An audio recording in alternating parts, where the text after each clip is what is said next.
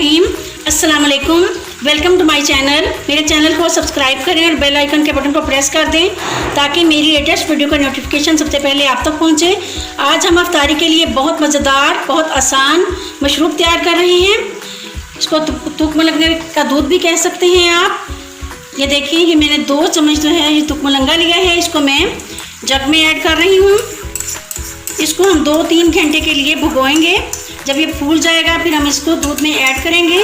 इसको आप शरबत में भी इस्तेमाल कर सकते हैं, रूह अफ़ज़ा, जामे शीरी, किसी भी शरबत में आप इसको डाल के इस्तेमाल कर सकते हैं। इसमें हम पानी ऐड कर रही हूँ। इसको मैं 2 घंटे के लिए छोड़ रही हूँ भीगने के लिए। 2 घंटे भिगोया है, ये खूब अच्छे से फूल गए हैं। अब ये रेडी है दूध में डालने के लिए।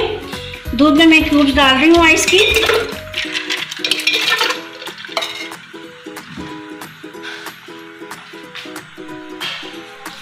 इनका पानी मैं अलग से निकाल रही हूँ और इनको छलनी में छान रही हूँ। ये बहुत अच्छा, बहुत टेस्टी दूध तैयार होता है। मैदे के बहुत से जो हैं बीमारियाँ इससे दूर होती हैं। बहुत फ़ायदेमंद चीज़ है और ठंडक पहुँचाता है दिमाग को।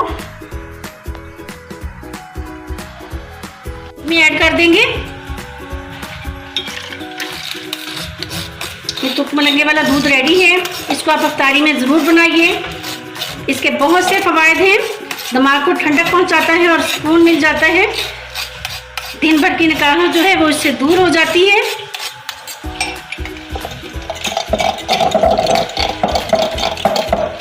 ये बहुत अच्छा मशरूब है अफ्तारी के लिए। इसे ज़रूर ट्राई कीजिएगा।